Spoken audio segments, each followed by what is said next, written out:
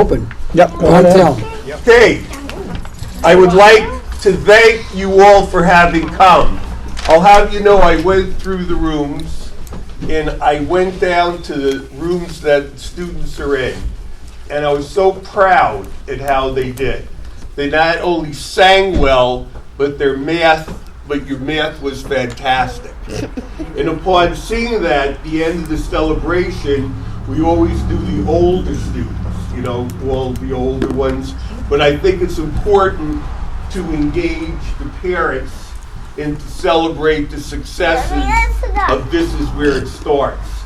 I'm glad you're going to take snapshots. I've seen folks that take a snapshot, whether it be the first day of the year or the end of the year, and they have those to look back at. My two are 33 and 28, so I got to start with my grandkids now. But I want to thank you all for having come. I want to commend you both on a fantastic class, and we're so proud of you. So at this point, I'll turn it over to you both. Are we starting with the pledge? Yes. All right, everybody face the flag. Everybody for the pledge. All right, right hands and get ready. Ready, begin. I pledge allegiance to the flag of the United States of America and to the republic for which it stands, one nation, under God, indivisible, with liberty and justice for all. Nice job. Excellent.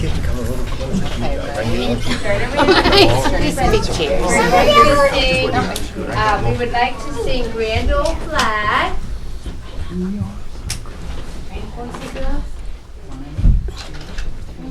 You're a grand old flag, you're a high-flying flag, and forever in peace may you reign. You're the land one love, the land I love, the home of the free and the brave. Every heart beats true for the red, white, and blue, where there's never a post or flag. Praise the Lord, great is He, for God keep your eye on the grand old flag.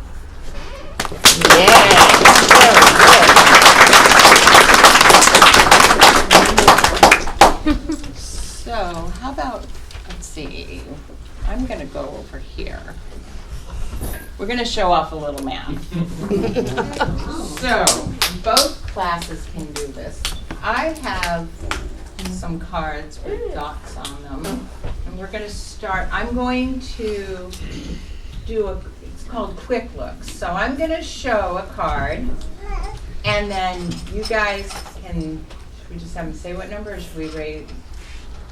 Okay, well, I'll just have you can say the number, and then I'll pick someone to tell how they know what number it is, okay? Ready? Have your eyes on? Here we go. Okay, Four. who can explain how you know it's 4? Pen, Because what did you see? I saw 2 on the top, and then I saw 1 on the bottom, and then I saw 1 over here. Oh, okay. Can anybody tell a different way they noticed Nolan? 1. Okay, Dominic. 2. 2 and 2? Okay.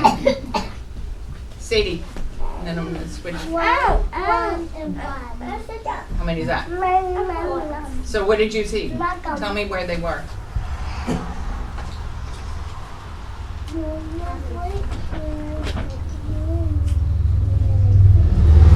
Okay. Are you ready for? I'm going to do a different one. Okay. And you get ready. 6. 5, 6, 7. No. Jasper, how do you know?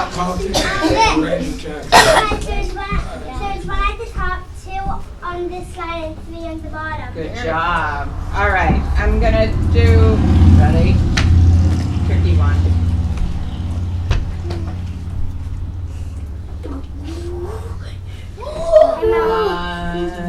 Seamus, 9. how do you know? Because I saw 8. Oh, okay. Ava, Because I saw me down. And 3 and 3 and 3. you're right, good. I'm gonna go on to another one. Let's move on to a 5 frame. Ready?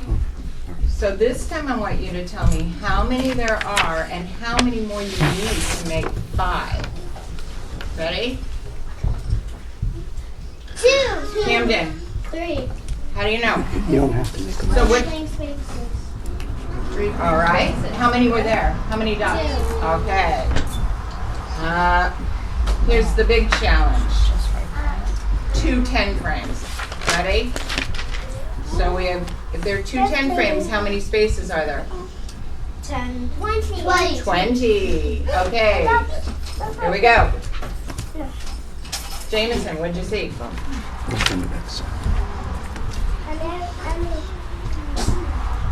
How many, did you see how many were in a 10 frame? No. Oh. Alice, have you had a turn? No. Okay, go ahead. I saw 5 in 1 10 frame and 5 in another. So how many is that? How many more do you need to make 20? 10. Good job. Okay, big challenge. Last one. Ready?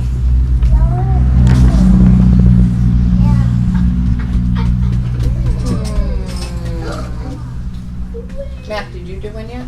No. Okay, what'd you say? I see.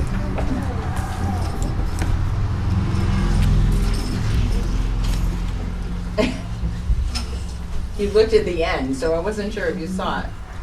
Did you see it? I'll give you it. Okay, go ahead.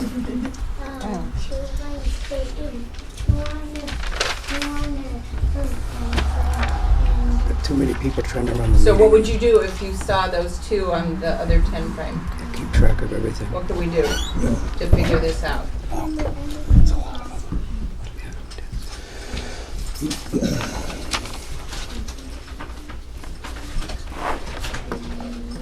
Want some help? Okay. Who hasn't had a turn? Somebody, did you have a turn yet, Ben? No. Okay, go ahead. 10. How do you know? No. Right? Yeah, I got it. How do you know? What would you do? How did you figure that out? Because I saw. Emmy! You just knew it? Emmy! All right. Anybody else have anything to explain? Ava, 5. could you see 5 plus 5? What do you see? Seamus, what do you see?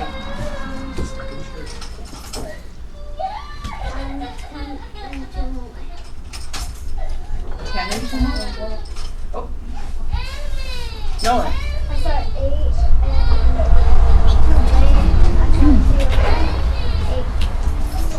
Awesome. Good job, guys. All right.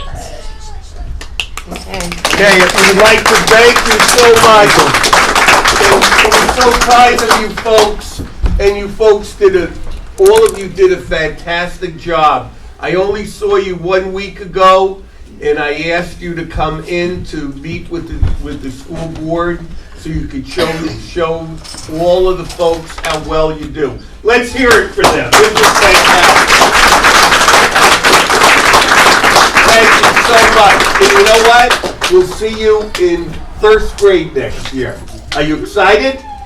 Okay, and you got a beach day coming up tomorrow, right? Yeah. Time for the rain. That's right. Oh, it might rain, Taking but what we can get. We'll go and.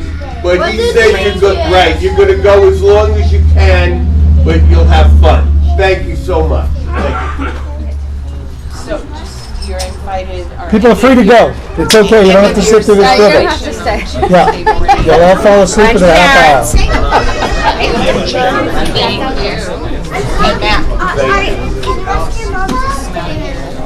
Thank you all for coming. Thank you. Thank you very much. They're so cute. Thank you so much. Thank you. Thank you for inviting us. Thank you, it was fantastic. You folks did superbly getting them excited. Good, Josh, how are you? Good, thanks. Good. Hi, Mr. Shute. How you doing? Well, thank you. Good presentation. Thank you. Thank you very much. Thank you so much. Thanks for the invite. It was a lot of fun. Pretty cool. I saw them last week. I said, we gotta share this. Do I need this? I didn't, I don't know. Paul, did you get one of them? I did, you give it back? Yeah, give it back, please. I'll take care of it. Yeah, 'cause I made copies for myself. It's hanging out? All right, okay, we got, we have another public hearing, okay. Okay, I'll open it at, what, we got 6:22 p.m. On Wednesday, June 12th, 2019, the Milton School Board will be holding a public hearing to accept additional unanticipated revenue from the Strategic Prevention Framework Grant for $50,000 for FY20 and another $50,000 for FY21 and an IDA grant rollover for up to $30,000. And the hearing will be held at the Milton Town Hall commencing at, well, we started at 6 p.m. Okay? Does the board, what's that? Make a motion? So you take some money, yep. Accept some money? Peg and Paul? Yep. Paul? Aye. Aye. Aye. So we're accepting it and I close it at 6:24.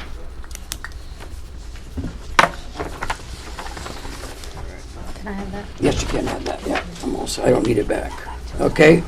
I'll give that to Bill. Okay, open the public comments. Any? Yeah. So, I'm kind of new to this. Give your name. Eric Dunbar. Okay, yeah. I'd just like to know what's the board stance on trimester training. The trimester training, I went to the last meeting at the school, in the library, and I'm assuming, is that going to be talked about today? We're here to show our support for it. That's why I came. Okay. For my wife and I and our son, so that's what I'll get to say. I was at the last meeting, and Well, it's item, It's down. It's way down, we can move it up. we're gonna see where it is first. It was part of, it's not necessarily an action, it was part of my board report. I don't know Right, if the you principal's voted on it or report, not. yeah. So, just looking for final approval on that. It has the survey results that I did, the online survey and so forth, so. This is where we're at the parent forum, we're part of that. Okay. So bring it up at the principal's report? Yes. yeah. Okay, well, yeah, we'll bring it up in the principal's report once we get through the minutes and the superintendent. Yeah. Perfect. Yeah, thank you. Thank you. I'm glad you came. Anybody else? All right. Moving on to the minutes, 5/22/19, the public. I will make a motion to accept the public minutes of 5:22 with corrections that have been sent to Tammy. Paul, Second. let me take a peek You here. can second the non-public. You can do non-public. All right. Okay, all right. Deal. Emily? Aye. Aye. So, okay. And one person's excused. Okay. I will make a motion to accept the non-public of May 22nd. I will second that. Okay, then, okay. Do you have any corrections? I don't believe, if there were, I sent them to Tammy, but I don't think they were in those. Okay, Emily? Aye. Aye. Aye. Okay, moving on. Let's scare that one. Earl, you're up. Okay, thank you. The best part of my report was just done. The Okay. important thing is the students. This is the And minutes. that was a celebration of success I did say 7. on behalf of them. I have to say, here's the yearbook that Mrs. Yule made for MES. I don't know if you folks have seen it, but it is fantastic. and I was able to see all of the students, and I've been in all the rooms, the classrooms, and I could have easily invited every one of them here. And I thought we'd start with the littlest, and so forth. Now, the concert, the music concert at Newt last week, I saw Paul Steer there, was fantastic. We had a young man step in, and he just did a fantastic job. And he only had like 3 days with the students. And what he did was he combined the middle school and the high school, and we had an excellent full band up there. And he just did a fantastic job. The young man just did a fantastic job. We had our spring sports banquet last night, and that was superb. I saw Paul Steer there too. Active kids. And that was just fantastic. We had, although the internet was down and we weren't able to do a last call of sorts, we still had a great crowd there. And our baseball, thank you very much. Thank you. Our baseball coach was in his first year and did a fantastic job. We'd like to thank Mr. Shea, this year's AD. He took over and helped a great deal. And the baseball coach, Mr. Mike, is going to take over as AD for next year. The niceness, as you know, we're building a core of coaches that are in-house. So our baseball coach is an in-house coach, and our basketball position is going to be open for next year. So our goal is to try to, as it has been, to have as many in-house young enthusiastic coaches that will inspire and get students excited to be members of the teams. So that's what we're looking toward there. As many years as I've done this, it's so exciting, the end of the year. The beginning of the year and the end of the year are fantastic. Tomorrow, as MES will point out, we have beach day for as long as we can go, as long as it's nice, for K2. On Friday is beach day for 3-5. And the commencement, and I won't, is at the end of the week on Friday at 8. And we're 6. The commencement, I'm sorry, it's at 6. We'll be done. 6, okay, I don't want to misspeak there. So, we'll be at 6, and we look forward. I know a lot of people are coming in from all sorts of spots, and looks like we'll have 34 students March, okay? And we're very excited about that, and the students have been working very hard for it. Then next week, we continue to have a lot of exciting things. On Tuesday, our kindergarten is going to move up, Ms. Josephine, at 9 a.m. Yep, it's a graduation awards ceremony. Awards, and then on Wednesday, there's a 5th grade is going to have a luncheon at noon at the church right across from MES. So the 5th grade will be on Tuesday. Then on Thursday at 6, we have the 8th grade commencement. So the 8th grade is going to be moving up, and that will be at Newt, and that will be at 6. Then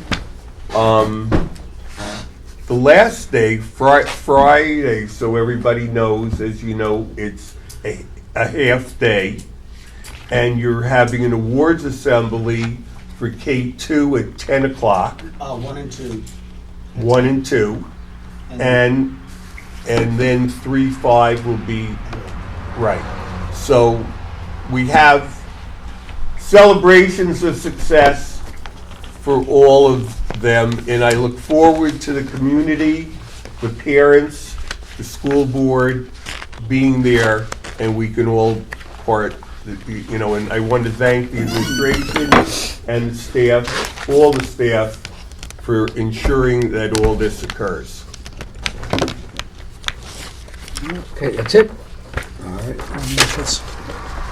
Moving on, okay, administration, financial reports, Oh, yeah. I only had, monthly expense report? yeah, I had one question. Perhaps Jan can answer this one for me. Middle school guidance ACH test was over. It's line 255 on page 10.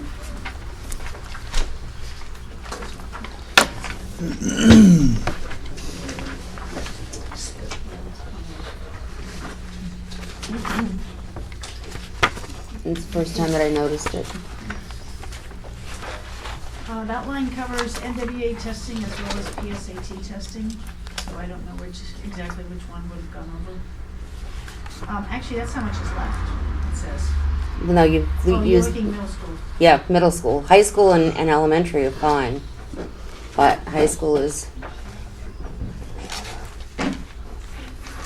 So, okay, never mind. I just thought maybe you could, Leave it for Nate. since I did not get to Nate.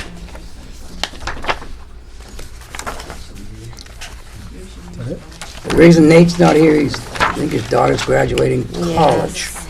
so he's been excused. We excused him. High school, High school, I know somebody's good.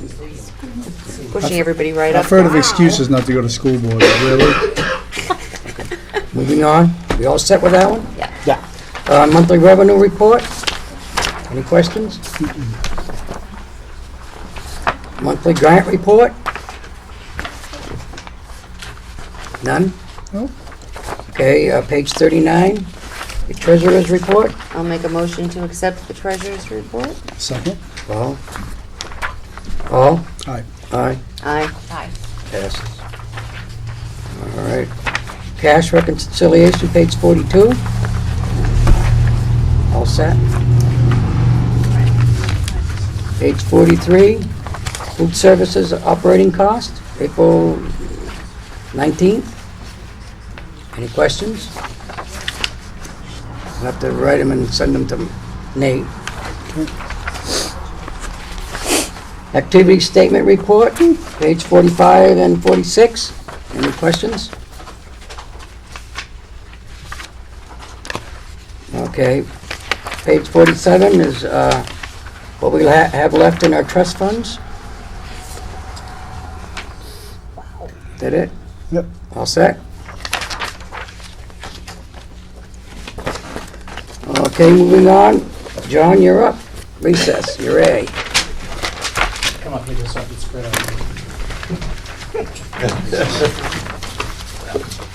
out. This is our end of the year, my end of the report that, on all the accomplishments that we've, and achievement that MES has experienced and the students, the staff.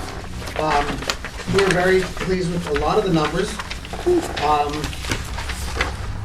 Just kind of going through it, I'll just, end of the year data. Our discipline rates over the past 3 years have been down over 50%. We've cut them over 50% in reduction in discipline referrals to the office using our PBIS system, the Swiss data. And we're also, over 4 years, it's about an 80% reduction. And I have that is one of the many pages of this report. So as I said in my report, we're looking at 3 areas that we focused on a lot, which is culture and climate, discipline, and achievement and assessment.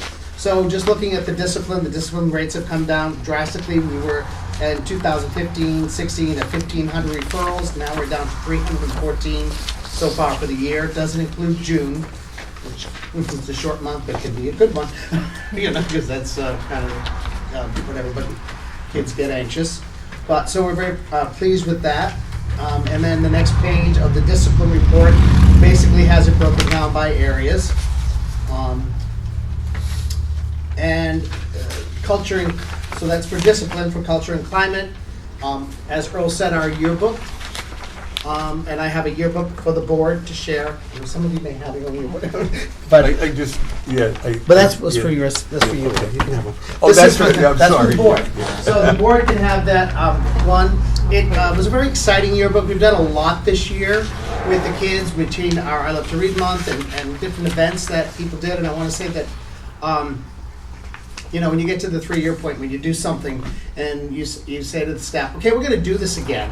Like I Love to Read month, and if they go, oh my God, not again, then you know that's something to throw out. But I sent out a draft schedule, said, what do you want to do? And the teachers came back and filled every single day with something exciting. So they were really pumped for it, and even just the Harry Potter day was amazing. All the teachers with the costumes, you saw I just didn't have enough purple pages to send out all the pictures, so, which is why we did slideshows, which are now available still. I believe it's still available. If you find the purple page, you can connect to it. There were a couple of pages as I put in your board report, but I wanted you to have the whole book, and that's for you guys to share. So that's about culture and climate and discipline. Looking at achievement, we've done a lot of work. It's slowly but surely, we're making growth. If you look at our achievement report, which is the last 2 pages of my report, these are our SAS scores. They have shown some growth. What is nice, some of the talking points that I put there down at the bottom, that 5th grade showed growth from 2017-18 in math. The growth last year, the 5th grade, for 1 year had 0% proficiency in math. This year we have 21% proficiency in math. That's a big jump. Still not where we want to be, but it's a big jump. And I think a lot of it, we have 5th grade has been piloting My Math, which is our new program. So they've been doing that with all the students, so just for 5th grade, and we will fully implement that in the fall. So I think that's been really good. So also in 3rd grade, they've been using a reading program that we've been, I wouldn't say that we're piloting, but we're trying to show it's Treasures reading, and it's come through. We got it donated to us. It's an older version. We started in 2nd grade. 2nd grade did it last year. 3rd grade did it this year. So we're just building it just to kind of follow that cohort, and you can see that they've made some good growth. Yes? I had one thing. When he was pointing out grade 5, I came back, and after I had gone through the 5th grade 5, I was in the classrooms, 3 of the classrooms, and I was so impressed actually sitting at the desks with the students and watching them work out the math.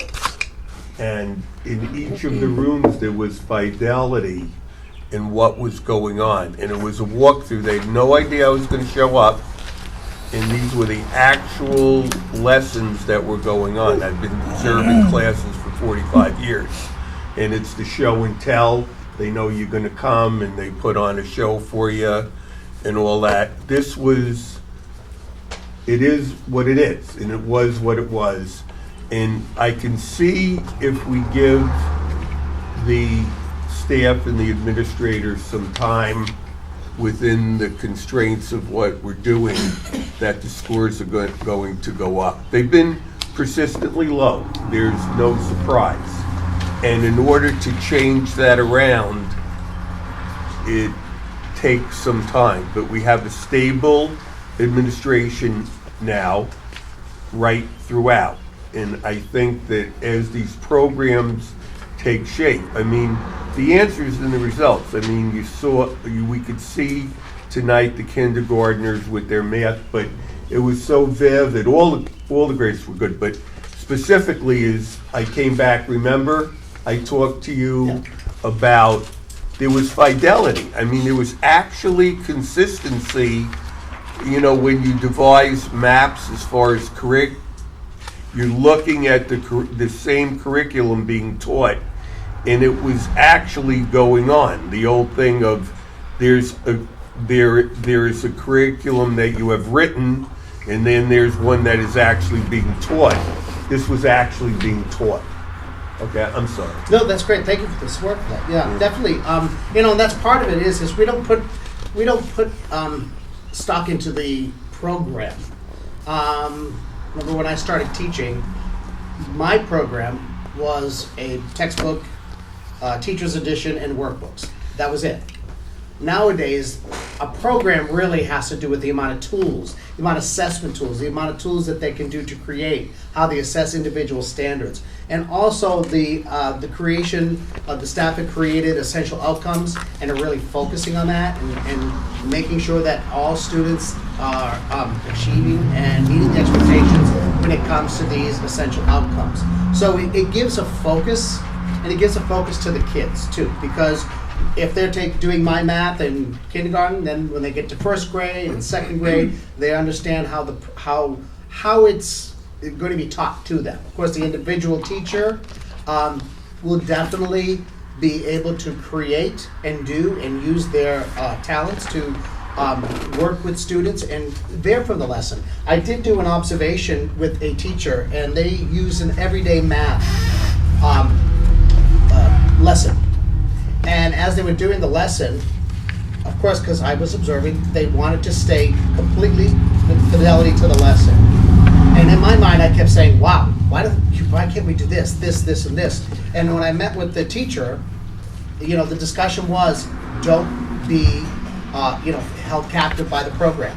If it's not working for your kids in that particular lesson, use your expertise, veer off the lesson to see that, make sure that they get it and make sure that they understand it. So that's what we're trying to let the teachers understand, that it's not, don't die on the sword of the program. It's about what the kids need and meet them and use this as a tool, and that's what it is. Also, any questions on the SAS stuff before I go on? Oh, Yes. I just had a question on grade 1 on page 59. What test were they taking? This one. I brought this one, and Melissa's not here. Melissa always asks me about this test, and it's the LLI test that we just got, where Courtney Stevens, our Title I person, she tests all the kids at the beginning and at the end of the year. So she's not quite done with all the testing. Okay. So you are going to get another, sorry, NWEA wasn't done either, so you'll get another data report for NWEA and LLI, but I wanted you to see what the report will look like. And this is each student, they start in the yellow and they end up in the blue. That shows where the growth is. And at the top, like C, like if they start at a C, that's book C. And I believe that very top is kind of an average, like the standard norm where a kid should start, and that in grade 1, and where they should end is I, or G, G or I, between G and I guess that's the way it works. So this isn't a full report, this is just a sample, because also what we're having in, the actual LLI had a glitch in their program. If you see that there's a yellow here but no blue at the end, kind of half over the way down, and some of them, the blue and the yellow were mixed, were changed. So they're having an internal problem with that. So once that's fixed, I'll get that probably in the July meeting. I'll have that. Okay. Awesome. Thank you. Just You know, curious. I think too, as we go and it'll be important as we do the math, the My Math, to also extrapolate out those students, and the important thing is to dipstick them where they started at the beginning of the year and the end of the year. But also in terms of consistency, as you look at this and you see in the book here, even from the beginning of the year, almost in every classroom, there's a couple of students that are no longer there and another one that appears again. So the movement in and out. So one of the things we're going to be cognizant of are the repeating students that, as we go with this, 2 years down the line, that have been consistently exposed to the My Math, because we love every student and we want every student to succeed. But if we're going to assess assess this in terms of the compendium as they move. We have to take a look at kids that were actually here for my math in grade 1 and grade 2, because there's going to be probably 3 kids that will pop up in grade 2 that You can haven't even been see it in this exposed. report. There's like 3 kids. You see the, fifth one down, there's only a blue dot. There's not an earlier one. I think that's because the student wasn't tested in the fall because they weren't here. And also that way down at the bottom, that's one like that too. It's a new student, wasn't tested in the fall. And then one right in the middle. So that they were. So we already see it during the course of the year, and a lot of times the movement occurs. Like there was a couple of students I met that already told me their parents moved, and then we know some more that are gonna come. So there's that transient. So the percentage sometimes of students that we have to the compendium of the grades are not really consistent. So we'll extrapolate that out as we report to the board on students that we have stayed within the system. Okay, did you all Yep. see what I was, okay, Thank you. thank you, thank you. All set with data, because I'm going to move back up to the beginning of the report, because I just have to talk about the class configurations for next year in the trimesters. Yes, Since January, your count was 277, so we're down to 263, so correct. we lost 14 students in that time frame. And gain. There's like a gain and loss. It's always this time of year, yeah. But we're still, last year at this time, we had 255. So we had like 30 students come in over the summer, but some left. So we did lose some students, but we gained some. We know that we do have some students leaving in second grade, which is why we're proposing this for for next year. We're trying to reduce class sizes in K to 2.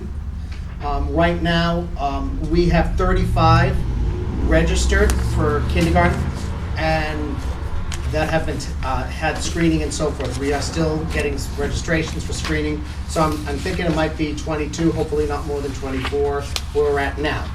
Kindergarten is always a tough one to kind of gauge because we don't know where they're coming. But you have two kindergarten classrooms? We have 2 right now, yeah. And we have 2 of each grade this year, except for 5th grade where we have the 3. So what we're looking at for next year is first grade. We're going to try to provide some support with them, with either a student teacher, or we're still working on that. But right now we have a large first grade class. We're still looking at plans to help with that. But what we're doing with 3rd grade is we're taking a 3rd grade teacher now and moving them down to 2nd. And we know of like 4 students that are moving, so we're basically going to have about 24, 25 students in 3rd grade only. But you're going to have you have 3 classes in 5th grade, so that means more than likely you're going to have 2 next year, so you're going to lose a 5th grade teacher, is that not right? Next year? Yes. The following year. I don't have no. Well, I'll tell you what we're looking at doing is 15 and 14 the looking forward, I'd like to leave that 3rd teacher in 2nd grade. No, I'm talking about 5th grade. Right. So, but what's going to happen is next year, we're going to need another 3rd grade teacher. So we have 5 teachers in 4th and 5th. One of them will probably become a 3rd grade teacher. So we have 3, 4, and 5 will have 2, 2, 2. That's what I was getting, so one's Yeah. going to drop down. But we're hopefully going to be looking to find a first grade budget. I'll give you a heads up. I'm going to propose it anyway. I'd like to budget for another teacher for next year for first grade. That's just a heads up. That's a wish list. So for next year, that's not on here already? I mean, when I say budget for next year, it's like in You the mean fall the when we start fall, talking right. budget. Okay. So for the following year. 20. So I was looking at 21. this, and I'm a little concerned about the class sizes, and I know you are too, and I think we can all agree on that, right? In Utopia, it's 16 kids per class with 2 teachers in every class, right? This is what we all sit up at night dreaming about. Well, maybe just me. But that can't be reality. But I feel like we could be creative in looking at other options and getting class sizes smaller, because I appreciate the fact that first grade is going to have some helpers. That you get a certain amount of bodies in a room, it's too many bodies. I'll say it. Kindergarten and first grade has too many bodies in the room. Doesn't matter. We could put 6 teachers in there. It's not good for the teachers. It's not good for the kids. But looking at the total number of kids, if you take out pre-K, it looks like we have about 240 students with 13 teachers, which averages out to about 18 kids a class. And I realize you don't have all the same kids in the same grade. But it seems like with being creative, maybe using some split classrooms, some combined classrooms, there may be a way to get those numbers lower for primarily for the younger grades. Although I think I'm going to include third grade and younger. I just can't imagine a third grade with 25 kids and one teacher. And just looking at these numbers for K and 1, it just makes my stomach sort of, so I wonder if we could do that, look at, again, shuffling with what we have. We have to work with what we have. But can we be creative and get everybody's numbers down and not just second grade? I got a question for you. In all these classrooms, how many permanent paras do we have in each one of these classes? Well, there's a difference between regular ed para and special ed para. That Special I ed paras understand. have specific. I'm asking permanently in the room. Well, I don't know for next year. I don't have that in front Well, of me. what do you got? You're using your figures now. How many permanent paras do we have now in these rooms? In each, got at least We have one in each 17 room? paras, 17 paras school-wide. That's counting special ed. They're all special ed. We only have one regular ed para in the whole building. One regular, these special ed paras, they really can't be counted as additional paras. For example, when I was at another school, we were a school-wide Title I school. We had Title I paras that could work with every single student in every classroom. We had one in every classroom. They were like basically a teacher's assistant that worked with all the kids. When you have paras, I could think of like 4th grade. Mrs. Doan has one para in there all the time, but that para works with 2 students and they're assigned to that 2 students. Mrs. Lefko doesn't have anybody as far as a permanent, but I think there's more parents No, come in. what room is parents come in Lefko in? What classroom? 4th grade. 4th grade.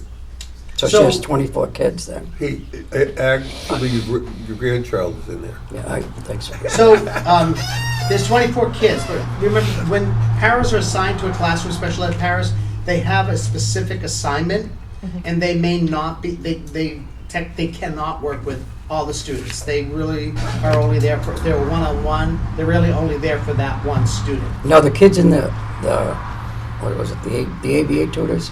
Yep. They're in there all year long in that classroom, aren't they? No, they go into the classroom. For what? For what period? For what?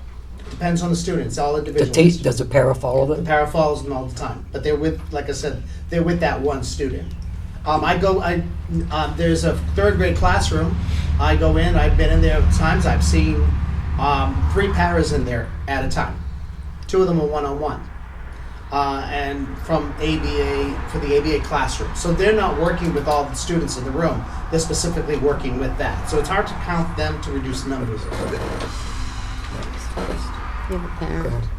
I'm just trying to understand, and my only experience is with kindergarten, where there is a general para assigned to each room, right? No. Just, there is one general para, one, I think she's half-time general and full-time special ed. So you just explain the difference to me? Because being in the classroom, it seems like she has 2 teachers, Mrs. Anderson and Mrs. Brooks. It depends on the needs of the classroom. And in the classroom, the special ed, usually in kindergarten, they're usually newer unless they have one-on-one paraprofessionals. They will work with all the students. But if they're special ed paras that are assigned to specific students, then they don't work generally. Like there was in Miss Anderson's room at times this year, but in the middle of the year, there were 2 paras in the classroom. But that one para was only there for one student. But Ms. Brooks is there for all the students. She's a regular ed para. And then Mrs. Forcier. Mrs. Forcier, I believe, is split. Let's be careful with names. Oh. Yeah, I'm sorry. Yeah, that's right. I'm sorry, I'm just trying to understand, like, Yeah. my concept in my head was that there was a teacher and a para in each kindergarten class, but that's maybe not true. And then the older classes do not have a Not, parent it's not assigned consistent them. like that. No, it depends on the needs, special ed needs. That was my understanding as well. So I have kids in different classrooms, and I have a kiddo who has, there's a one-on-one parent, and not for him, I'm not saying anyone's name. There's a one-on-one parent in his classroom. There's a couple on one parent and the other one, but my understanding was that kindergarten pairs were general pairs. Earl, But if I can, Lynette? oh, But I sorry. understand the distinction that you're trying to make. Yeah. That just because you see two adults in a room does not mean, because for sure that one-on-one pair is. Earl? Go ahead, Earl. It's okay, I can let her finish what you would say. She is working with that one child. Hey, thanks very much. We have like 3 concurrent things going on right now. We had a question asked, I believe she asked if there's approximately 240 students. We have 13 staff. In an ideal world, if you could divide them up, there would be like 18 and a half. I just was doing the math in my head like I did when I was visiting the students. So we'll go back to that one. Then Mr. Shute had asked about what is the number of them paras, and then he had, without being specific, about the partner program. Currently, there are 5 students in the partner program. Of them, 2 of them predominantly have snack within the room itself, the classrooms itself. Mm-hmm. So in actuality, 3 of them are, is he was saying, and I've observed, and going back to what you said, it does become a lot of people, in there, because you've got different educational plans that you're giving support to, and suddenly you can have different people, and then I stumble into the same person in different classes, in different roles, and you do a good job trying to maneuver everyone around into the spot. So in answering it, I guess when you're saying there's 242 kids, you could almost say 2 of them are really predominantly partner program type of students. So they're essentially, and when you take in consideration your class sizes and so forth and your loads, you're aware of the prescriptive nature, and that's what we kind of do.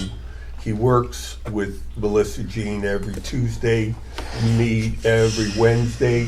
We have our administrative meetings, and we look at how best to use the resources we had.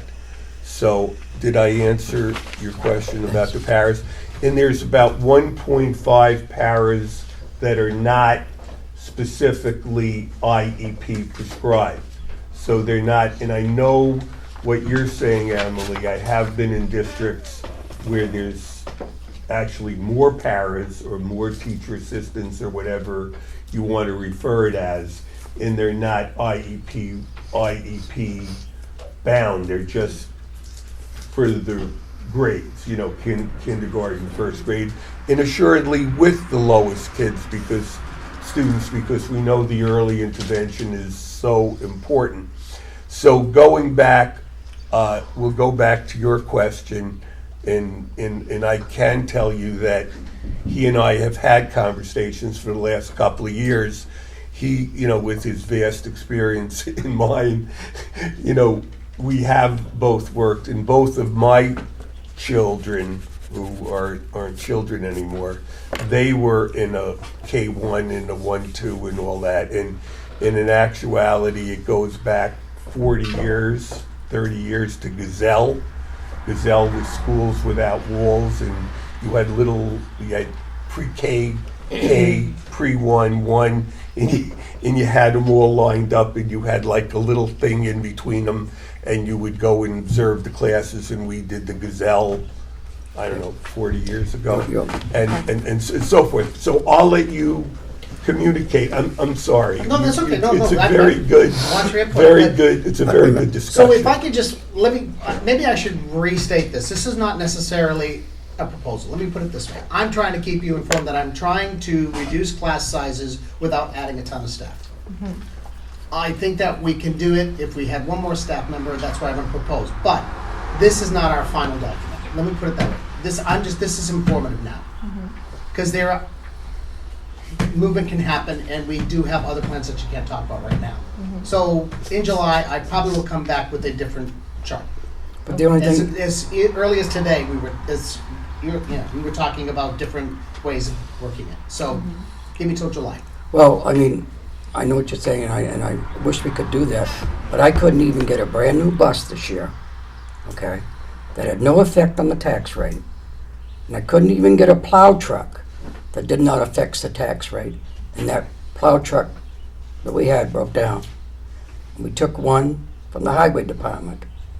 And I'm afraid that was in much better shape than the other one we just lost. So, Well, I'm not asking for. I'm not just saying, that in general, to everybody that's watching, we're working with a default budget. And I would like all this stuff too. But, Well, I'm not looking for next year. I know that that's not going to happen for next year.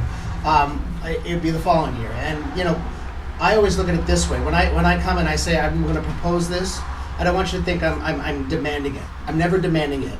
I think it's, as administrators of the building, it's our job to assess what we think the needs are. And I bring them to you, and if you had all the money, you can do it. If not, you can do what you can. I look at it when you bring me something, I look at it real seriously. Okay?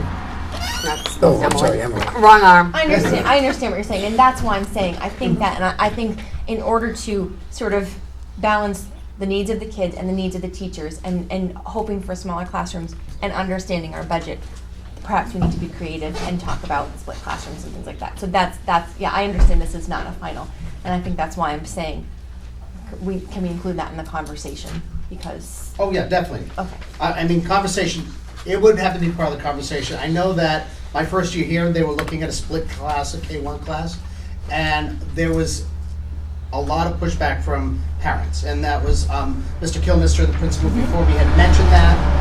And then I didn't get like, hey, welcome to Milton. It was, hey, welcome to Milton, but let me tell you about the K-1. I don't want my kid in it. So there's very strong feelings on both sides, so I think we need to explore it, definitely.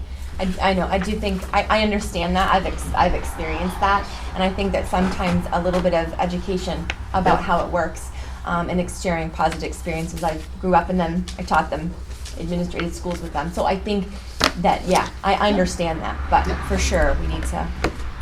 So this is not done. This is, I know you like to see the enrollment, so I just kind of give you where our mindset is, what we're trying to do with the resources we have. Okay? Go ahead, John.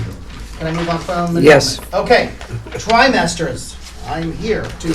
Now this is. I would like to get. I don't know if you have to vote on it or if you just want to approve it, or say no. But Can I make a have some motion? backup to that. But I want to say that we've really been working on this one for over a year. We started talking about trimesters in summer of 2017. We have informed parents. We've had parent forums. Parents here that can talk about it tonight if you like. Also, the results of the survey.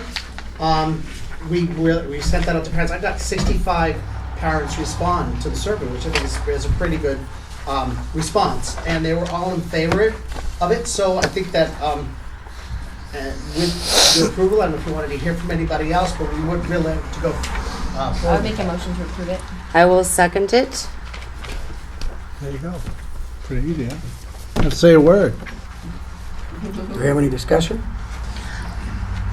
I would just like to really add experiencing or having experienced trimesters.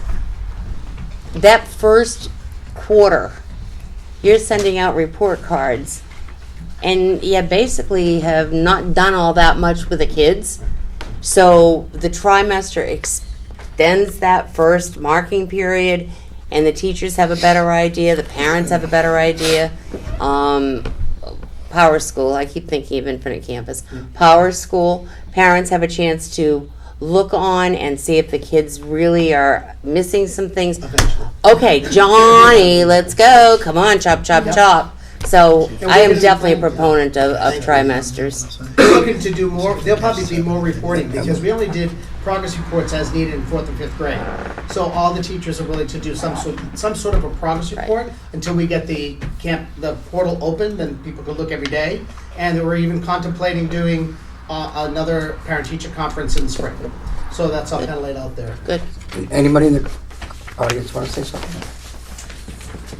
We went to the last meeting and I'm in support of it. I have a young child that's in kindergarten right now. It would be nice to know, and here again. So, I know for Chase it's going to be hugely beneficial for our son in particular. The hurdles he experienced this year with starting in preschool and going to kindergarten, he was like 4 weeks into kindergarten and we're getting his first report card. And it was tough. You know, it's how do you set a baseline for that?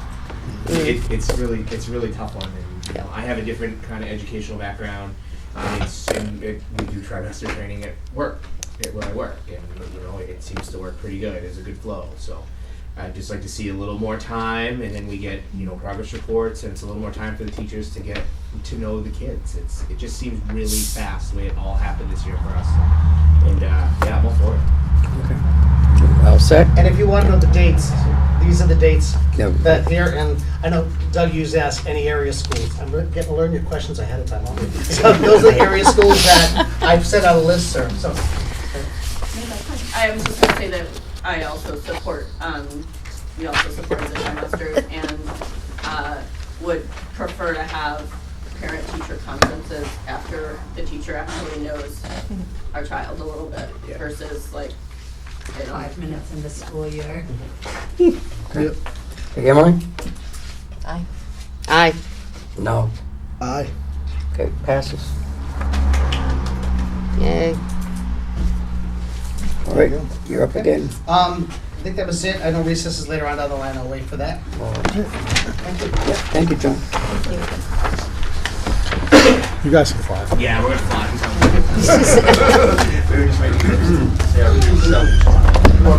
Bye, Chase. Okay, memorandum of understanding. Jan has to go. What? Principal's report for Jan. Oh, you weren't, go ahead. You didn't have anything, did you, written? Oh, we will. We're gonna do that for July. We're gonna get involved. I want. Thank you. I just want to give you an update on the seniors. So we did have 36 seniors, 35 of the 36 completed their work as of last Friday. The one who did not will be done in the next couple of weeks. So by the end of June, they will all have their diplomas. I do have a question for you. Yes, When does that community service kick in? next year. Next year. And they're well aware of it? Lower. Okay.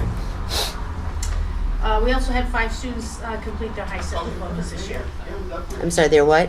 High set, it's the new. Oh, okay. All right, sorry. There's noise out there. This time of the year also is when we ask the school board, you guys usually give $100 each towards a student scholarship, so I'm asking if you would be so generous again this year to provide that I'll make donation. the motion then.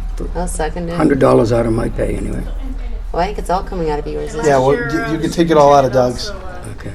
For scholarship, is that what it is? Yeah, school board scholarship. Yeah. Do I have a second? Second. Okay. Out of his, right? Yeah. Just all out of Doug's. Oh, that's right. Do you have anything? Okay, I would like to say, as we're Is it about going, this? what you just said about the Scholarship? commencement. Well, should we have to vote on the Okay, scholarship. I'm sorry. No, that's okay. Okay. Go ahead. Paul? Aye. Aye. Aye. Okay. Now, Sorry. Thank you. now did you have something to, go ahead. Yeah, I wanted to say the last 2 years, having done this for the commencement with, my boxes are full in my garage in my basement of former students that were trying to graduate in 12th grade and having parents and saying they didn't complete a course, and could they do a term paper. The high school and the guidance department have done an extraordinary job. You know, there's been very little. As I checked on the students, I kept asking how many are there. I assure they've got their requirements, and I'm not getting these frantic calls of, you know, my child, they didn't treat my child right. The awareness is there. Nobody understands the amount of work that goes in when students are in 12th grade, because sometimes they have 12th grade-itis, and you've done an extraordinary job, you and the staff, the guidance department, ensuring, I'll probably get a phone call or a text right now or right on my phone when I get back of some irate person, but I want to commend you and the I staff credit for the that. teachers and guidance. Yeah. They work really hard to make sure the students get done and are aware of where they're at. I think that's a question. Good. Do you have a question? It's different from this. Oh, It's for her, but it's separate. I have from one other the- thing, but if it's about that, go ahead. it's not. Okay. So I just wanted to share a letter. This came from a community mentor for one of our students who had an ELO. And he just wanted to thank the board and the district for supporting ELOs. He felt that it was very worthwhile. It was great for him to have the student there. And that he felt that it really helped the student decide what he wanted to do as a career. And he understands that there was a cost involved for us, but he appreciates that and just put in the letter that he hopes we continue to support them. Oh, that's cool. Good. I think for the community that's out there too, the ELO in the state right there, right now, there's a big push for ELOs. And this district has been in the forefront of ELOs. We've spoken in the state this past year, and it's a fantastic opportunity. One of the things people say is in Newt are there opportunities. So I think this is a classic case of the ELOs. That's one thing that we've been able to endure. It was a model ELO program before we all came, and they've done a tremendous job keeping it up. So I want to commend the people for having done it. Fred Bramani, that works with the state ed for many years, talked to me right from the very outset. In fact, I knew the former ELO person. I was on LinkedIn with her when I was in New York, and I was reading about the work she did, and I met her, and I said, wow, I said, we finally get to meet. So people are unaware of just how good our ELO is. It's a nationwide thing. People, not only in New Hampshire, but in other states, recognize how great it is, and I'm glad that you brought that up. I'm sorry. Melissa, is it? No, Emily. Emily, I'm sorry. What is an ELO? It's an extended learning opportunity, so it's an opportunity for students to earn credit doing an internship or working in a community or doing an independent study. Okay. Is that it? Go ahead, Jim. I'm done. You're done, I guess. You can sit down. Okay. Well, Oh, I'm sorry.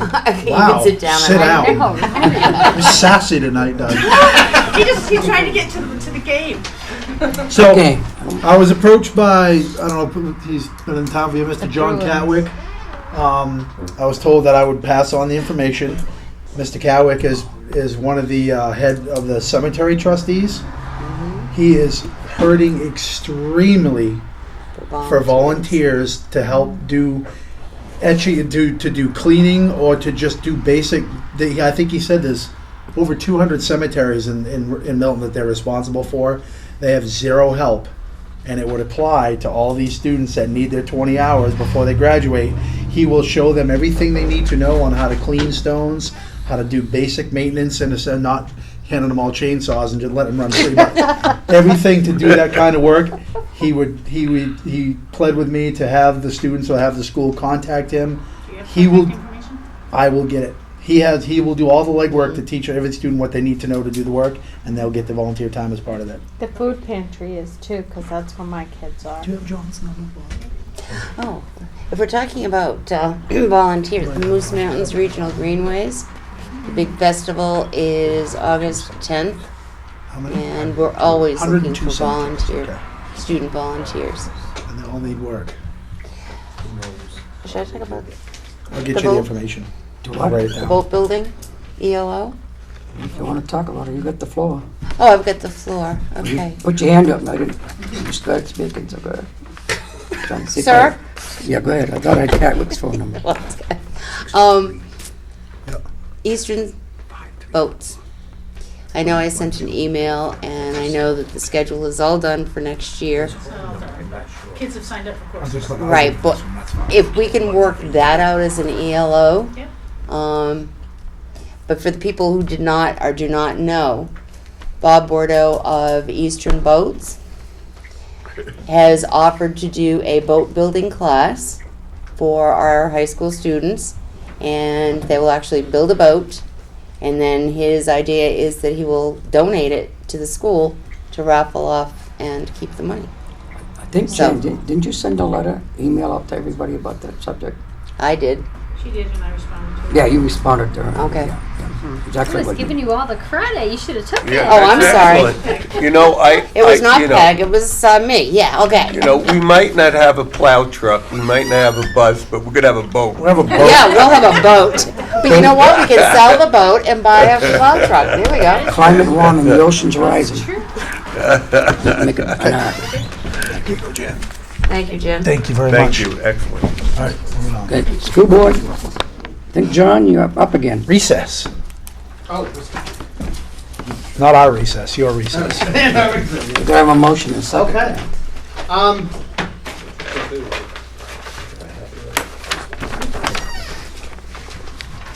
So, part of my report, we, as I said, Mrs. Heichel and I met with the group that was proposing a longer recess, and based on the book, Barefoot Balance.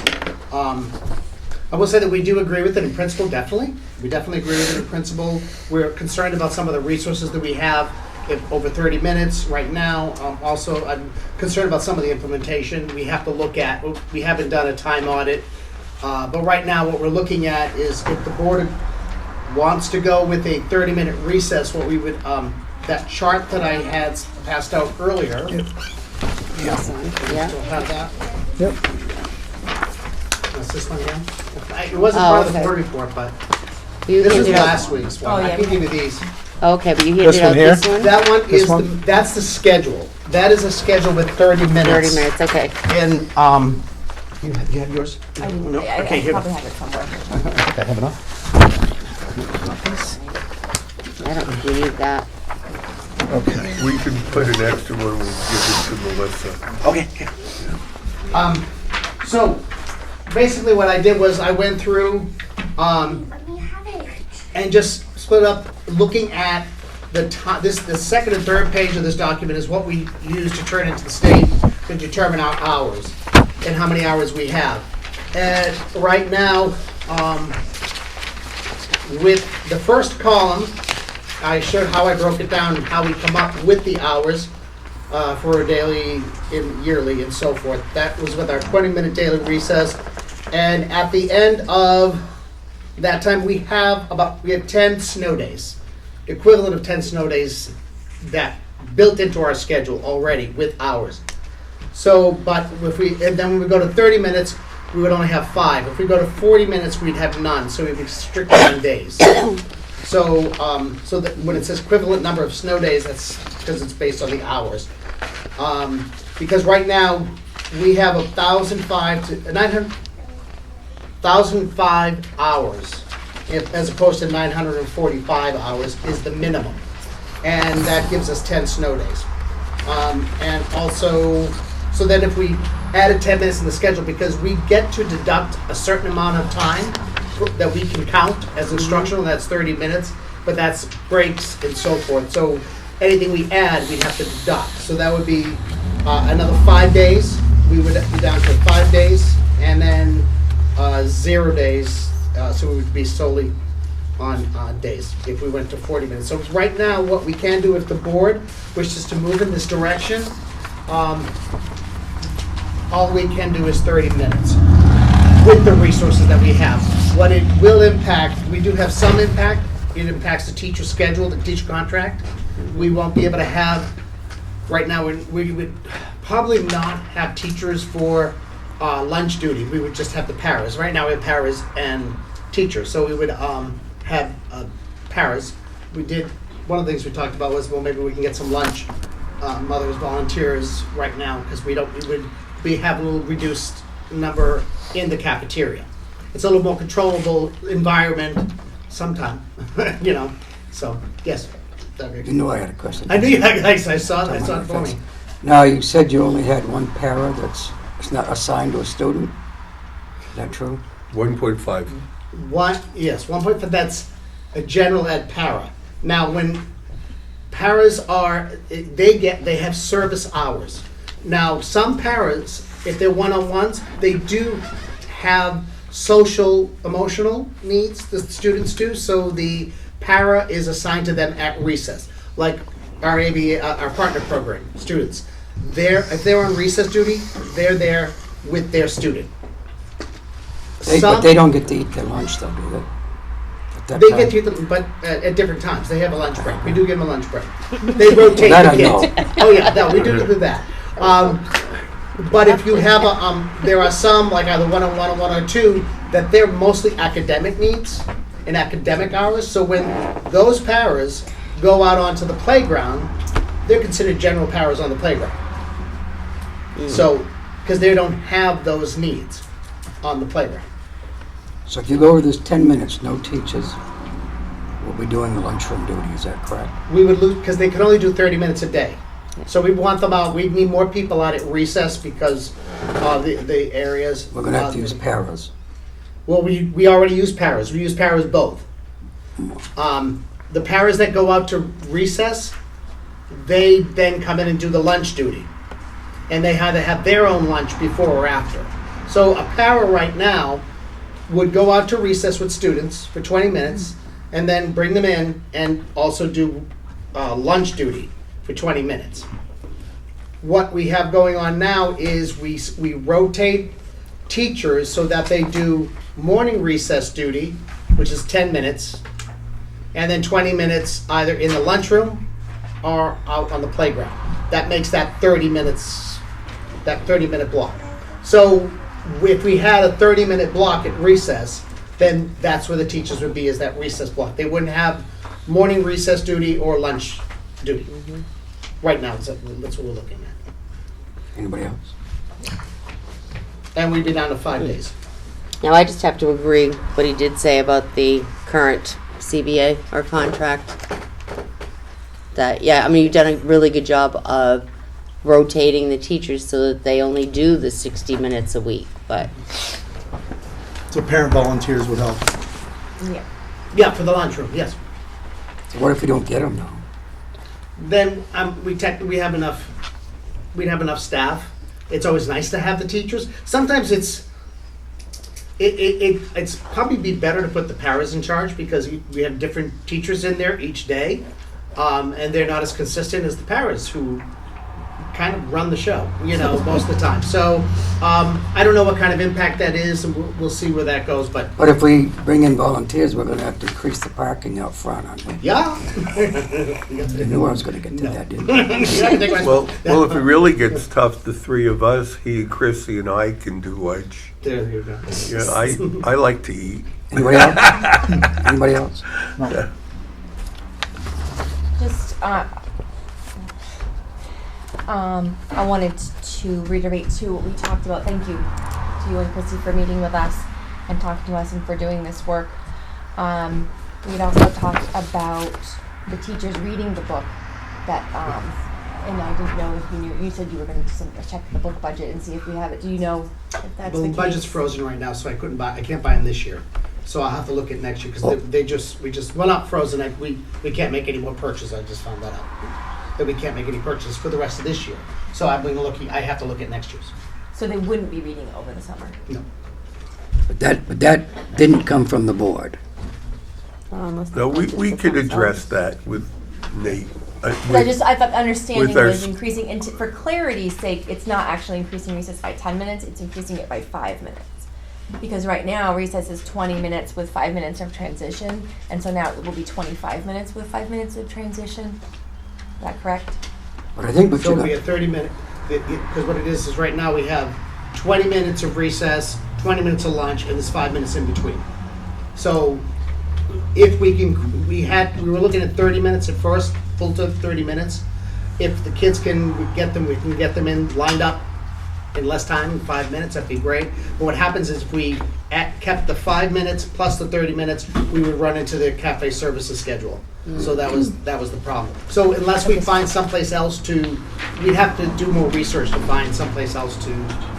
And I think that's part of it, is that we really haven't done a lot of research on it. This is just something that, that Right. we're looking at right now. I But mean, the there's still more to go. We can still look at it.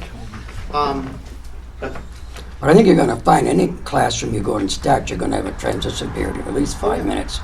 And especially when you go home at night and have the kids go home, you got another transition period. So the whole time you're not in the teaching mode. So that's why we haven't done a time audit, and that would be one of the things I'd want to do, is also do where like teachers specifically, because time to go home for 5th grade is a lot different for time to go home for kindergarten. But you want to do a time audit before you do this or after you do this? That's my question. I would recommend. I'm very neutral. Like I said, this is kind of. I'm very neutral. I really want to go with. I'll go with what the board wants. I would rather do the time audit. I would rather read the book. I'd rather have us. We will work toward this. We definitely would work toward this. Mrs. Heichel and I both. That's why I did all this work. I could have just said, "Oh no, we can't do it. I don't know what you talked about it. We can't." But Mrs. Heichel and I did a lot of work. She did a schedule. I did this audit because we believe in principle. If you look at our yearbook, we believe in fun. We believe that these kids will, will grow, and there's a lot to go with it. But I think that I would like us to work toward this without. I'll be honest, without a board vote. I'd rather than a board vote saying it will definitely be this, I'd like to work toward this. I'd like to do the time audit. I'd like to increase 20 minutes to 25 minutes and then go from there, but on our pace rather than a board mandate. But I support it. I think Peg and then Emily. I forgot. It hasn't been that long. You're younger than me, Peg. Good. No, I guess, I certainly am for recess and however long they can have. But I think I have two concerns. One, so many people in town talking about, we are at the bottom of the pit as far as scores are concerned and, taking academic time away, yada, yada, yada, yada. But, we can work around that. And I think the other thing is, I agree you need to take it a little bit more slowly. Do the time audit, see what does happen. I did read through all of your stuff, and going to a 60-minute is going to really have a big impact on Newt, unless they want to add 60 minutes. Newt? She's not looking at I me. would fit that in our schedule, but okay. This is Heichel and I. We didn't even address the 60-minute. We really. Yeah. No, I know. That's the one thing that, like I said before, that we think it's a little bit long for us. We looked at the 40-minute, we had that there, but there is, and also how this affects Newt. We haven't really talked about how it affects Newt, even if we went, because if we end up getting, no matter how many hours they have, if we get down and we only have 5 extra days, if they have 10 extra days, they have to go with what we're doing because we have to end at the same time, usually. So that could affect them. So I don't know. That's why those are the things we haven't looked at. We have to find the fine line between feasibility and infeasibility. Where I understand recess is good and all that, but when it starts affecting the whole dynamic of the entire school system, that's where we have to find the line.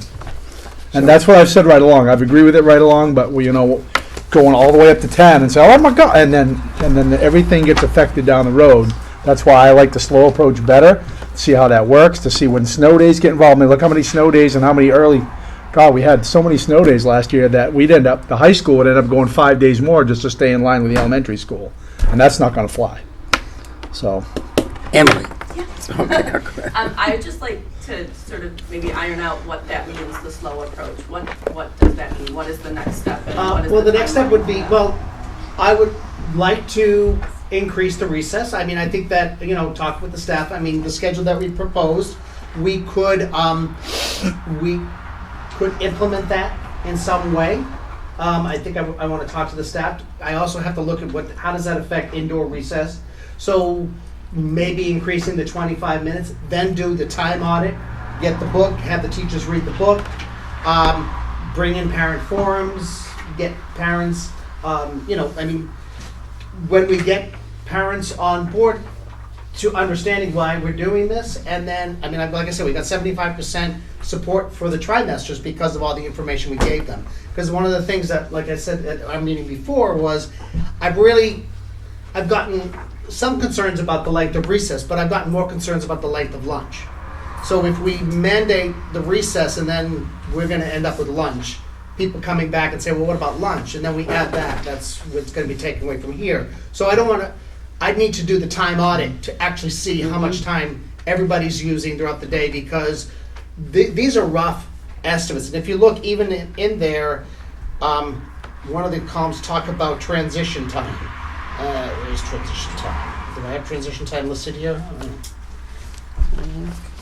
There is one spot. Well, I think it's on the next. But if you look at the second page, elementary grades, on full days, how many total minutes are allowed for travel between classes?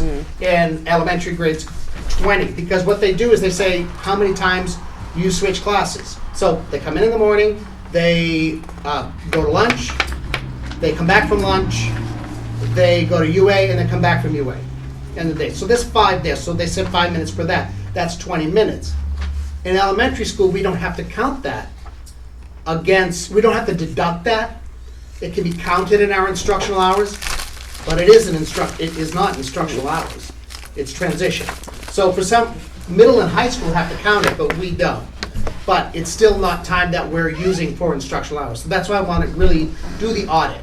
So I would rather approach this as this is step one. We're going to look at it. We're going to implement some of it, and rather than like a mandated one, and then we'll go from there. That's how I feel about it. I'm very much for it. Just want to go from there. So what's the board want to do? I got Emily beat your pick. Oh, yeah. Maybe I should call Peg. She might pick. No, you already skipped me about twice. So I don't necessarily think it has to be a board vote. I mean, I'm just going to be frank. It's 5 minutes. It's 5 minutes.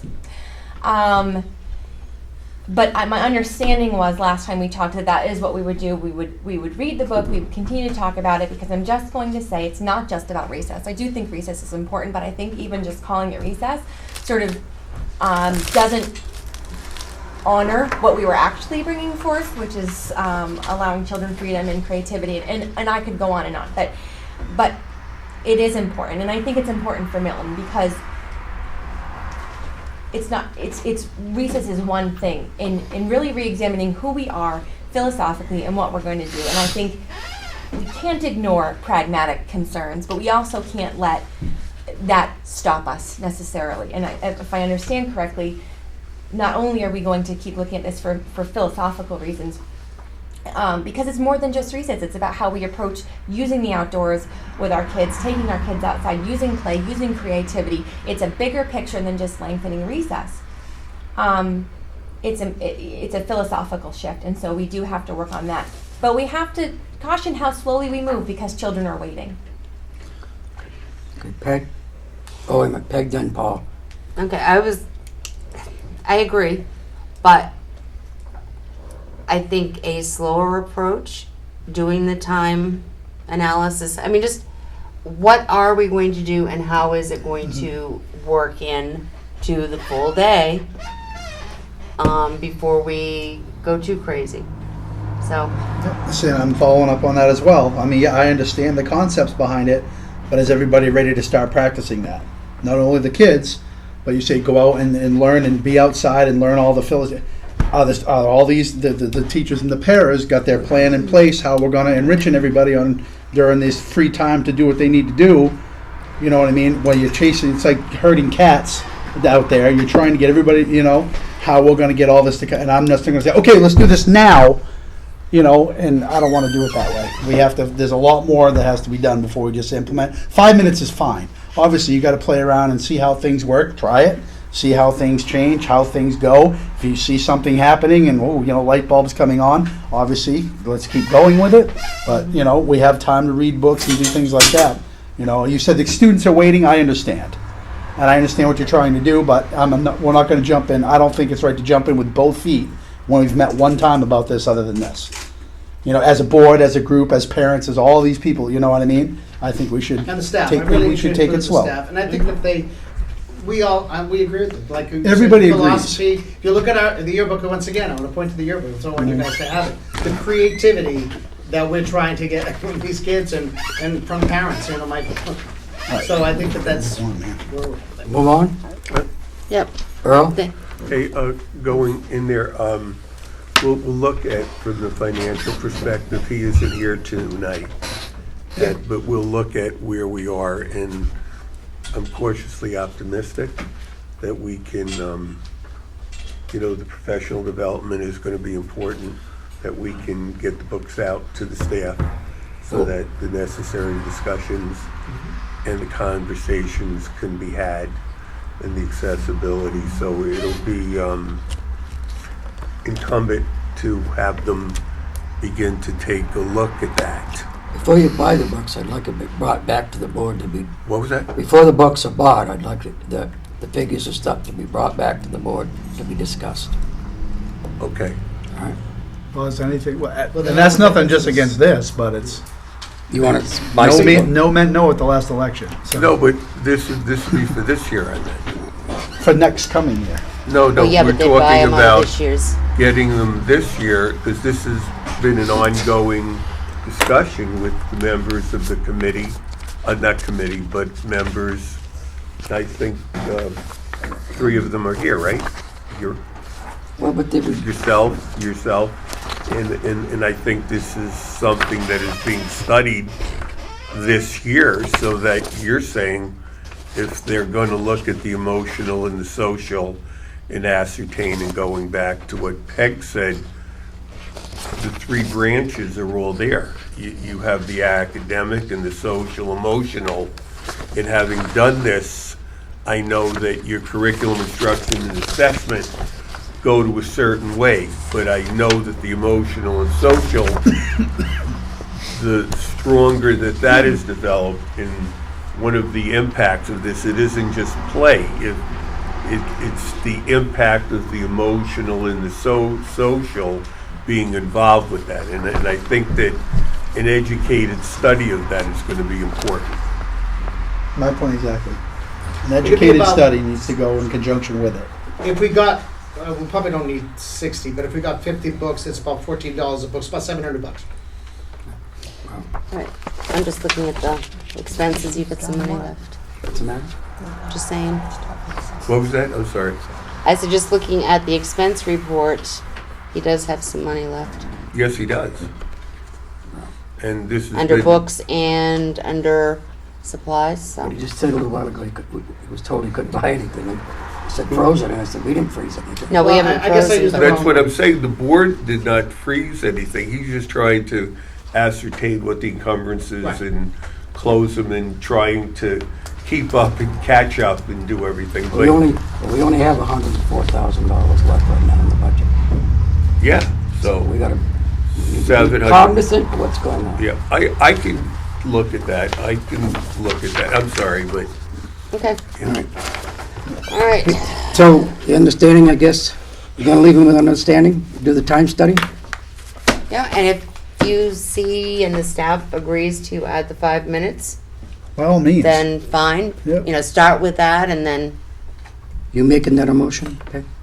I don't think we have to. I don't think Well, we I have don't- You weren't to. gonna vote on it. Yeah. Well, I'm not, I'm going He's to, gonna look into it. yeah, but you're changing the recess already by adding 5 minutes. Well, that's something that we've done that before. That's something that's our scheduling. So I think what I was saying is that if you just, rather than voting on mandating it, the 5 minutes, leave it with us. We can implement it. We might do it in phases, like maybe not during the winter when we really can't get outside that much. We might do it in the fall, see how it goes, take a break in the winter, look in the spring. We might try different. But we're not going to ways. see 10 minutes and 15 minutes without the board knowing, or 20 minutes. The board's going to be cognizant of that. I mean, I can update you, but we've changed the schedule before. Usually, that's not. Now I'm gonna go look and see we got a 60-minute recess or not. Oh, no, we wouldn't do that. No. Yeah, well. If there's well, anything that's that what- I know the community's gonna come and rattle your door about, Well, you're gonna know. That's basically, you said you could change it now.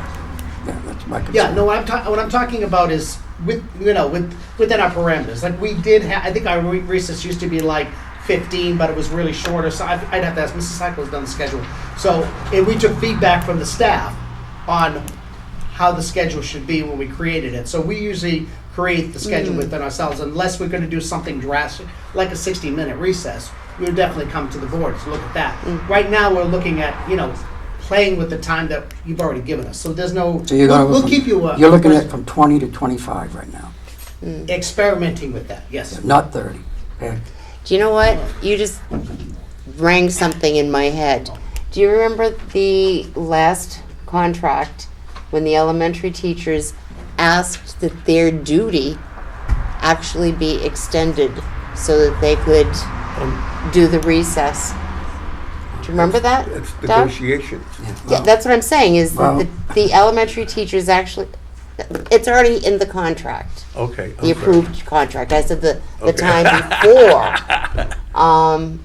that the elementary teachers actually asked for more time to be put into the contract for duty. Because we got their feedback on creating the Yeah, schedule. yeah, so, anyway, just an FYI. No, I do not, trust me. Being on both sides All of the set? board. Okay, Okay, moving, one last thing, so then the board did not freeze it, so it's up to the discretion of the superintendent, based on the input I get from the business official, to go ahead and look at the books or whatever else we deem as important before the end of the year. okay. Sure.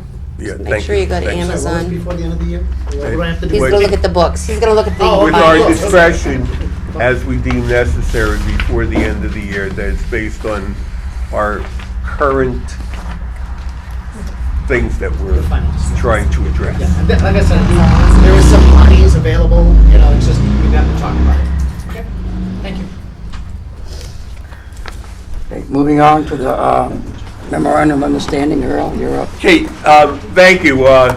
Police Chief Kraus has met with the administrative team a couple of weeks ago. He's on vacation now, and we've put the time into it, and there's continuity among the plan. This is an update on the prior plan that we had, and actually he's might be able to be here, not necessarily for this, but to discuss other things when we meet in 2 weeks. So at this point, I'm asking for the board to approve this plan. Make a motion. I'll second for With discussion. corrections. Yeah, I found a few more typos. Yep. Is it Typo corrections. Page 63? It's okay. With No, they were corrections. corrected. There's a lot of places where. you seconded it. Okay. 63 should read a teacher or any other school employee, shouldn't it? Yeah, that's What on the line? That should be or. T1. Page 64. Number 5 should be not disrupted, not no disrupt. That should be Earl, page 64. Earl. So that includes MES and Missed that NEWT. one. This is the district plan. This is for everybody. And the police reporting form, is the same form now. We worked on that with the chief and the administrative team. So, yes, it is a district. Yeah. So we Oh, have- was not disrupted, that last, yeah. yeah. Do you have any corrections? So we do have a, With correction. but do you want to see them? Yeah, Mike. No. Do you want me to write it in here, or you're just telling them? I don't need to write it. No, we're gonna have to, because I'm gonna have to sign the form. Yeah. Aye. Aye. Aye. Okay, it passes.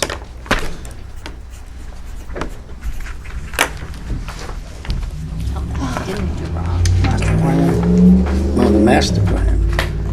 Okay, I'm gonna make a motion that we accept this, but there's, with the corrections on, that's how you're gonna look at this form. There's 2 page numbers. So I'm gonna give you the big number, because that's where it falls in the chronological order of the packet. There's a correction on page 86.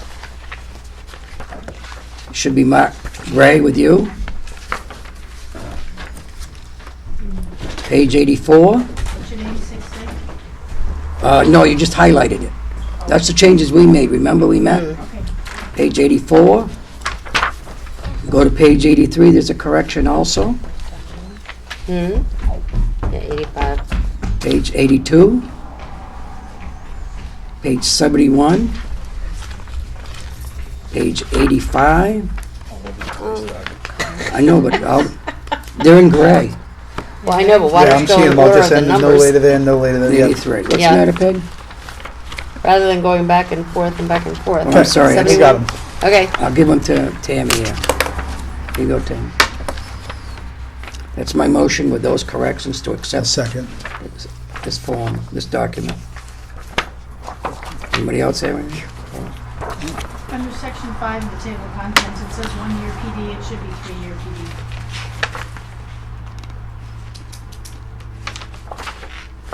What page you on? On the table of Oh. contents. Page, section 5? Page 66 in our book. 66, section 5. Should say 3 year. Yeah.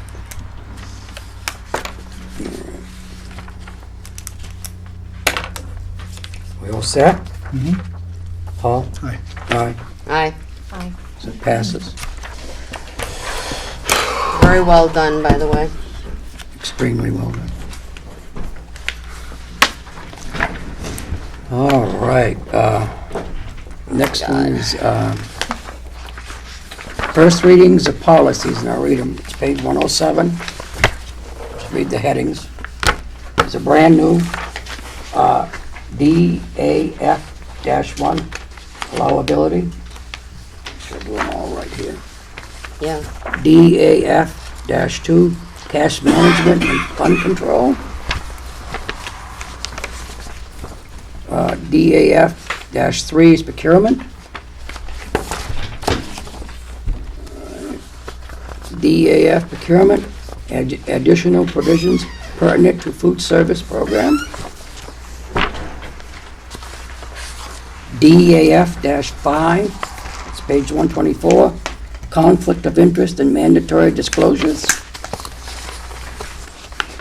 DAF-6, inventory management, equipment and supplies purchased with federal funds.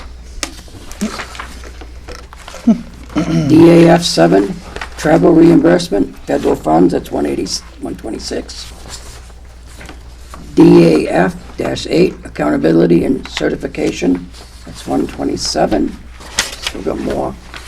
DAF-9, time effect reporting and oversight, 128. DAF-10, grant budget reconciliation. And that's the last one, that's 130. That's the first reading. And these had to be done in a hurry, and the policy committee did a good job. These were the ones that, when we were audited by the state or whatever, These are the they ones we come up needed with. to have Yeah, done. okay. I just wanted to verify. So we want to accept these as is? I'll make a motion. If they, Can I make 2 corrections? Wait a minute. DAF-6, C is not bold, but all the others are. Jan, you're taking my job away from me. Sorry. And DAF-8, the font of the title is different than all the other ones. Nothing major. Kathy will make the changes. Yes? Yeah. Doug, I'm yes? gonna hire you and Peg to Peg? proofread it. Aye.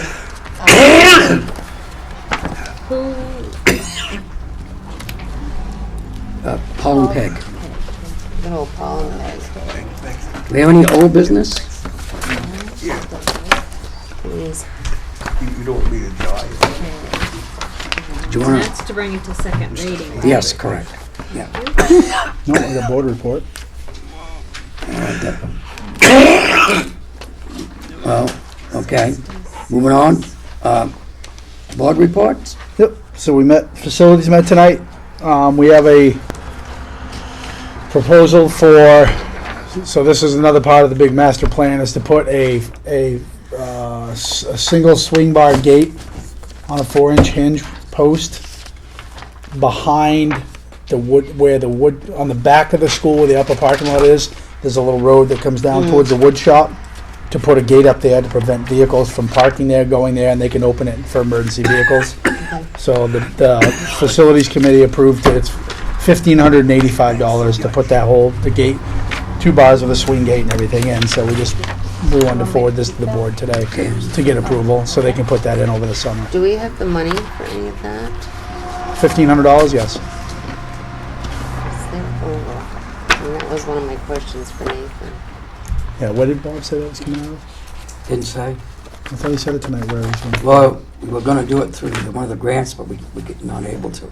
Gonna have to find what line to take it out of. Okay. Yeah. So if we can't, then we'll have to wait. All right, because they're already over, and Okay. one of my questions was operation, maintenance, repair of buildings, both elementary and high school. Was way I'm over. just bringing it forward. Okay. So if people say no, then it's no. We'll have to wait. Maybe we can, next year's budget? July 1st? It's up to the board. But I don't think it can come out of this year's budget. That's fine. Just saying. You have to make a motion to take it out of next year's. Or not make a motion at all. Then I'll make a motion to look at it out of next year's budget starting July 1st. To bring it back in to 2019. be re-voted on? Pardon? To bring it back in to be re-voted on? When the new budget comes out, right? Yeah, Oh, either you- that or we can make the motion now to look at, Just take it out of next year's budget. take it out of next year's budget. Because I'm also looking at the fund balances and they're just not, I know that. I know what it is. but About 1%. it's important. I agree. Well, the only thing I need to say is it became important all of a sudden. It's been that way all these years. I agree with you, but I think more is being done now. These are punch list items now that we got a lot of the major stuff out of the way. Yep. So these are all punch ticket items that are left over. Just trying to tie up the loose ends. Yeah. So if we don't do it now, we don't do it now. So what's the board want to do? Next We're gonna year's have to bring it budget. forward. Bring it forward, okay. Bring We it don't- forward, yeah, to next Okay. year. Or we So have to don't bring lose forward it. at all. Okay, good. Well, you still got the floor. So that's the motion, right? Yeah, to bring it forward. Do I have a second? Second. Campaign? Paul? Aye. Aye. Aye. So we're going to discuss it. Yeah, we'll bring it forward next budget time, well, next year when the budget. But we haven't authorized to take it out. We're just Right. bringing it forward. So that's it for May this year. Just some other stuff, punch ticket items we were going over. We're debating about the Chevy pickup truck. Now that we have the town truck that was donated to us, that's kind of a little better. The Chevy truck, the starter thing, I think the starter went. So we're debating right now. We're gonna go back in a little more. He's gonna get a cost and see how much to put a starter in, and then put it out to bid to get rid of it, or put it out to bid as is. So it's either a live truck or dead truck we want to try to put out to bid, or junk truck. Just take it down and junk it. But I mean, Yeah, it's geez, Lambert's. I'll buy it for that. Because they got to put $400 in it or $300 in it, then only get what junk is $300, I think. Yeah, I think you get about 300 for it. Yeah, Scrap. yeah.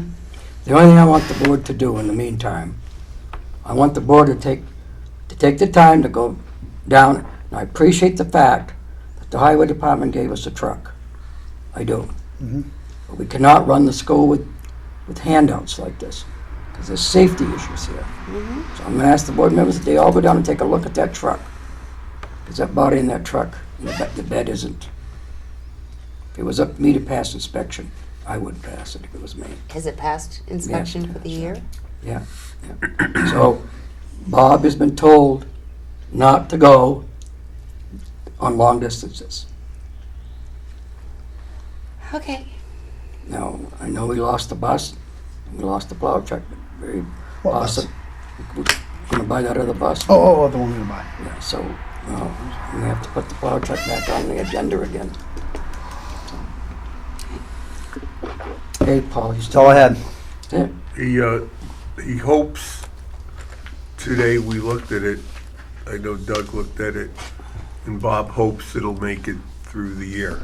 So, and the other one, as we know, died. So that's where we are, just like Doug said. We could do it, put a big sign on it, put it on one of the lawns at school, and For sale, no, as is. this is what we have to work with. Oh, yeah. Plow the roads and bring our kids to school and things that are breaking down. Okay. All right, make my speech. Public. Peg, do you have anything? Budget committee? How are we doing with them anyway? They still ask all kinds of questions they already know. No offense. We met with Chief Kraus to go over the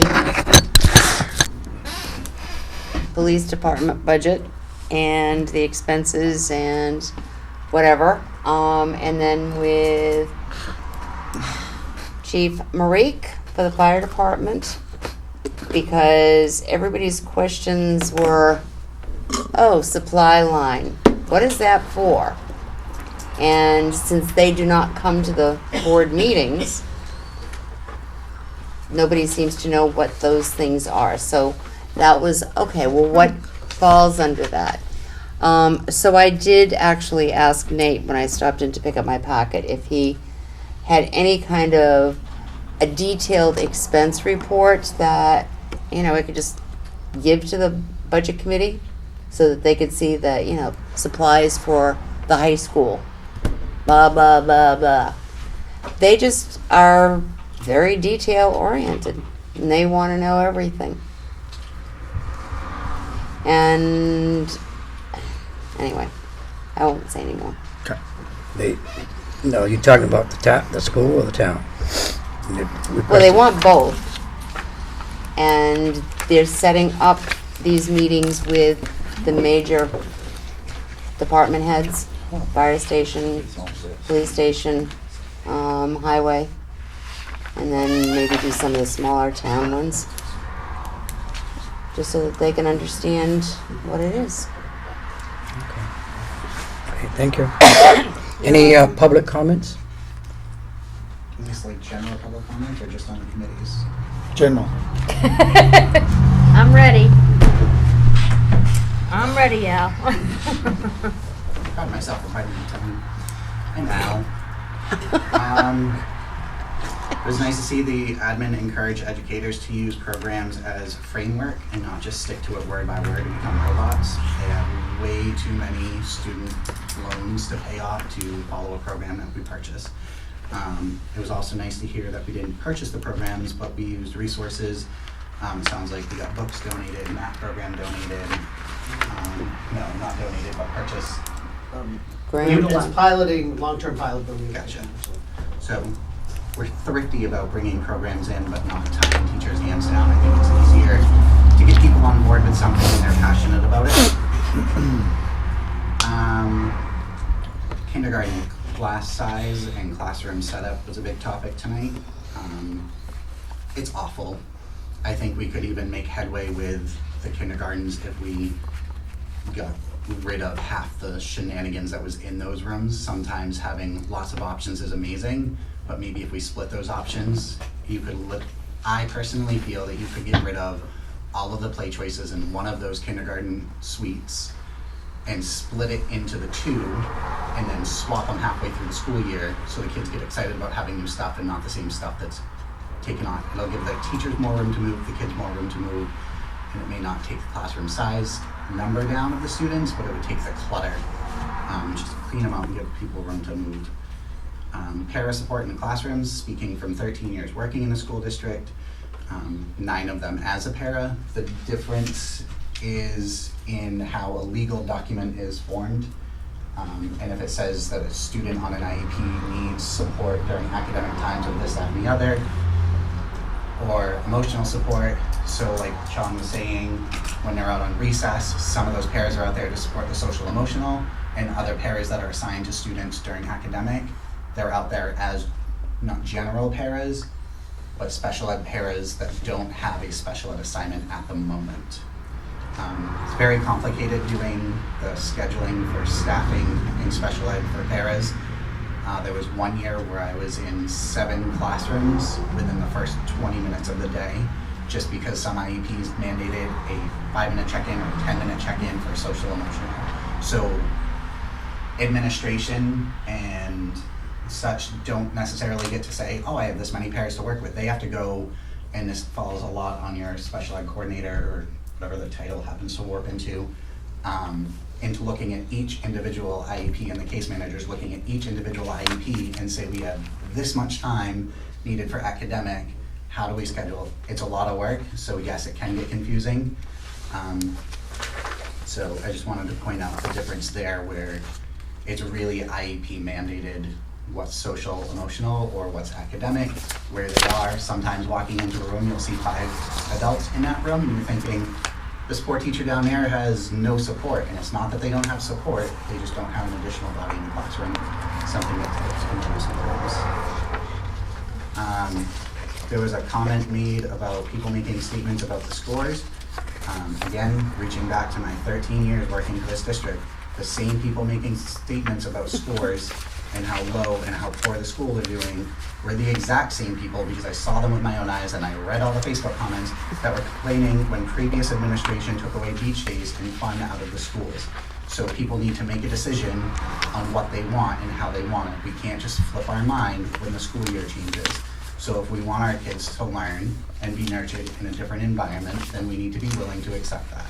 So if they want to take away beach days like they attempted to do 1 year to improve scores, don't come at the school again and say, where are my scores? Oh, my kid's in elementary school, he should be having fun.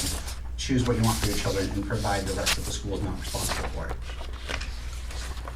I'm gonna lose a lot of teacher friends on this one, and I apologize, but with all due respect, morning teacher duty, I felt very unsupported by master contract teachers for morning duty. So when I got to look at that breakdown of the morning schedule, in the past 2 weeks, I drove by the school at the beginning of the school year, and I looked for the teachers that were assigned to morning duty, and I did not see them. And I understand the end of the year, I'm not trying to be a jerk, but if we're going to write that these teachers are there, then they need to be there, because that 5 minutes could make the difference, just in anything. The other thing is under instructional hours. If morning meeting is not counted as instructional hours, then teachers shouldn't be encouraged to put instruction and base a morning meeting off of that. Again, I'm going breaking the mold. The last thing I wanted to mention was I'm on the library board of trustees, and this was nothing that was on the minutes, but it's something that I'd like to be put out there. So if I'm not allowed to say anything now, shut me up. But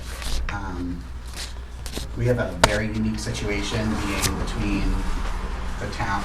The new library is a public and private, not private library, but it's a public library that's run by a board of trustees or trust.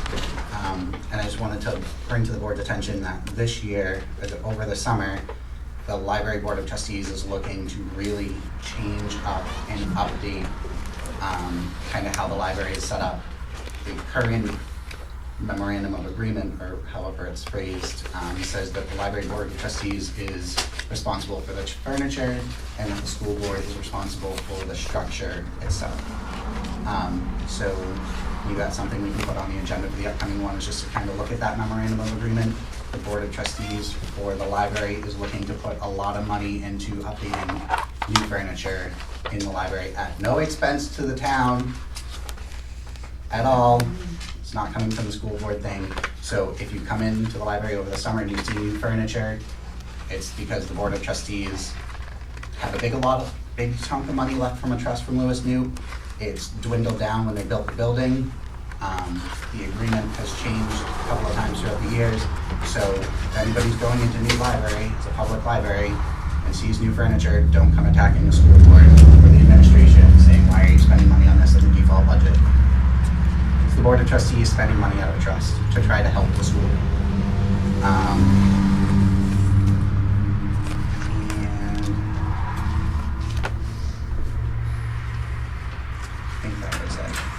I'm gonna go home and see how many friends I lost.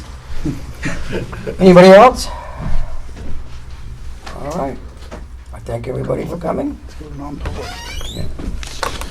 Motion to go into non-public? Make a motion and go in Second. non-public. Okay, that'll be under, 8:07. well, that was what, Paul and who? Ed, All in favor? TVs. The two Ps, okay. RSA 91A, 32A, B, C, I, J, and K. Jeez LMNOP. Louise. That's right, that's at 8:07. Okay, good? Okay. Aye. I would like to ask the board that we do the sealed minutes at the end. If that'd be possible, it'd be easier for me, and Okay. thank you for everybody. So, Aye. aye. Aye. Non-public it is.